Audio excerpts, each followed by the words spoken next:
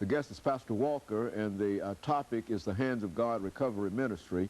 And of course, Reverend Walker, let's pick up where we left off the last time and give you an opportunity to talk about, in a real sense, the compassion not only of organizations like your organization and other individuals like yourself, but the compassion that either the state or the federal government or the local governments have towards some of the things that you're trying to do.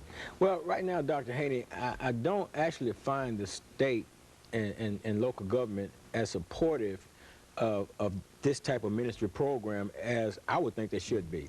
I mean, because if you're looking at the fact that you got a problem in existence and you got different agencies, organizations, ministries or the like that are out there trying to put together, implement programs that will help that particular segment of the population, it would seem like, you would like, join in, get on the bandwagon and ride along with them.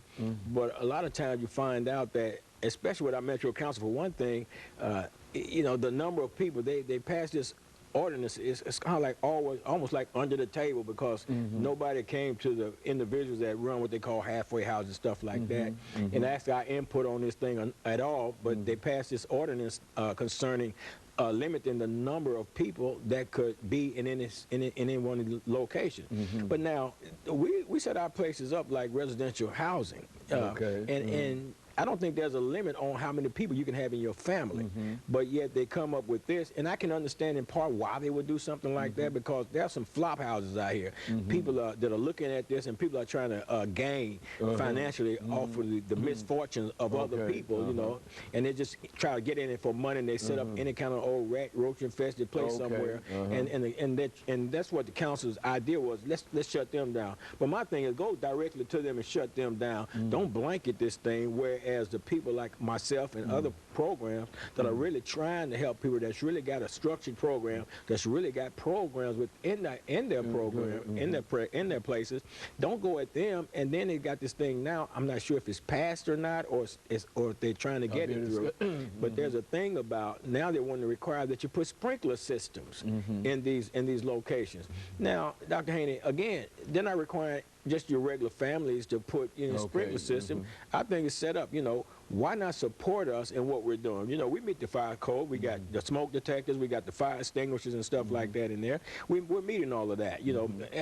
Most of your average homes don't have a smoke detector in them, or definitely not a fire extinguisher. They may have a smoke detector, but not a fire extinguisher. But we have those in our places, and I think that the metro and state should support that, but you find out a lot of times that they fight against you. I had an issue one time with the Department of Probation and Parole. We've since formed a coalition called Transitional Living Coalition.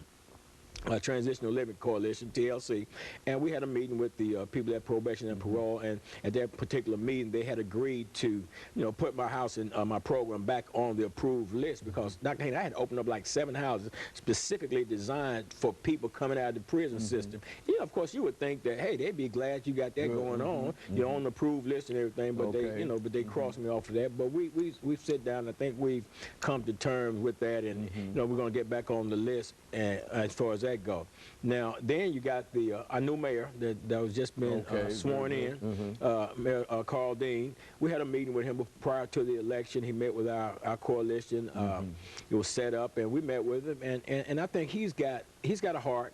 He's got a heart for what we're doing, because we wanted to find out where he stood on this particular issue, because we don't want, because you got Purcell that was in office that signed off on this bill limiting the number of people, and you got the Homeless Power Project out here pushing, trying to get more and more housing and stuff put together and all kind of things. So you definitely want a mayor that's going to be in your corner, that's going to help you to carry out your mission and your purpose, because the roadblocks shouldn't come from state government. The roadblocks shouldn't come from Metro Council.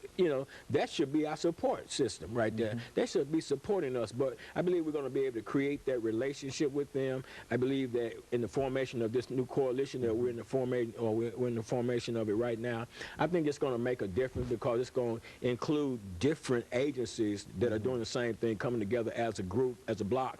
And I think there's power in it, in numbers. You mentioned this coalition. Now, there's a real problem, I think, that we have in this city dealing with the homeless.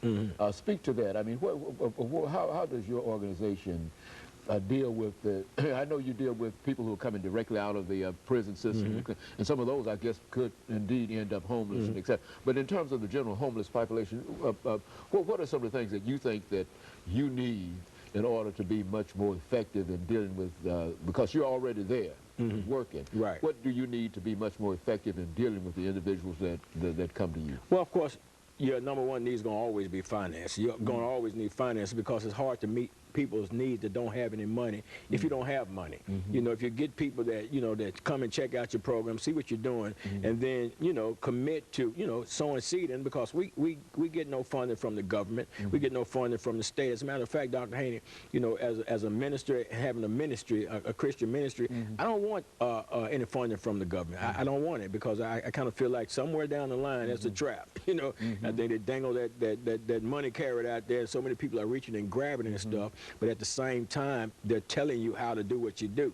And I can't get my instructions from them. I got to get my instructions from God. So I don't want that in that particular sense. But welcome any kind of contribution or donation from any private citizen that would help. You know, I mean, if somebody just donates some clothes, some personal hygiene items, you know, especially personal hygiene items, some food items and stuff like that. Because if somebody come in and I can give them some food right away, you know, for their very own, instead of having to be fed by the other people in the house until they can get a food box or until they can get on their food stamp and get it started. And it's that bad in terms of the food that's available. What about some organizations like Harvest? Second Harvest? Second Harvest. I mean, I would imagine, are they simply overwhelmed with it? Or what? Well, we can plug them into Second Harvest and you know, get them a food box, you know, in most situations. But then sometimes, you know, you got people that have come in and they've been somewhere else and they've already got their allotted amount of boxes and they can't get any more, you know. So now you still got a situation where the person still has to eat. You know, Second Harvest is doing a great work and they're making sure some things are happening.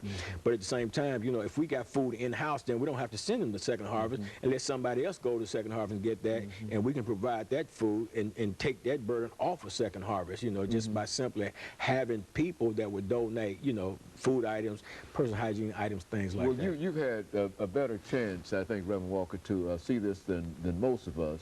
Would you say that there is a real hunger problem in Nashville? A hunger problem? Yeah, hunger problem. I would think so. Is that a real problem? I would think so. I mean, I don't know the stats on it or anything like that. But just by visualizing how you work and the kind of folks that you deal with coming, so you think that there's a real... Oh, definitely, definitely. You know, there's a lot of things, there's a lot of programs, a lot of things that goes on. People say, well, let's go overseas and let's do this and let's help this country, let's do this and let's do that. But there's so much poverty and stuff right here in existence, right here in our own communities. And there's another thing, Dr. Haney, with how to finance the mortgage companies did these adjustment rate mortgages. Now so many people are losing their houses. That's having an impact. You see that as having an impact. Oh, absolutely. That's going to create a whole. It's going to create a whole other level of homelessness in our society. So somebody's got to meet that need. So, you know, prayerfully, you know, somebody consider, you know, helping the Hands of God Recovery Ministries meet that need, because we got to meet that need, because it's going to be there. It's the problem is already created. You know, people are already in the process of losing their homes, and it's creating a whole addition to the homeless population. People that are already without homes. Oh yeah. Now they're now. And these individuals had an opportunity for a while to really be out of the need food kind of situation now, and they find themselves back into that same situation. That's what we're saying. Absolutely. When you look at that, and company closing, people losing their job, company moving over, you know, I mean, companies are closed down and move to Mexico and leave a whole workforce without a job, without the financial means necessary to support their families, and then they got these mortgages to pay on top of it. Man, it's just a bad situation, and ministries are needed. And our goal is to operate in every major city in the United States of America. That's our vision, that's our mission, that's our purpose, that's our goal, and that's what we're going to do. That's a real need. I mean, even in great America, where, in the land of the free and the home of the brave, etc., we still find that this whole problem of poverty is just as bad now as it was in earlier times. Is that what we're saying? Yeah, absolutely. And it's just as bad. You know, it's out here, and a lot of times, a lot of people are living in poverty, and you don't know, because they won't step to the front because of pride or what have you is keeping them from doing that, because at one point, you know, they were the blue collar and they had things going on, it was happening, and then they lose the job, and a sickness hit the family or something like that, and then they start losing. They've got to come somewhere. And so in the last few seconds that we have here, there ought to be a national effort on the part of the government, state, federal, and local governments to do something about poverty in America.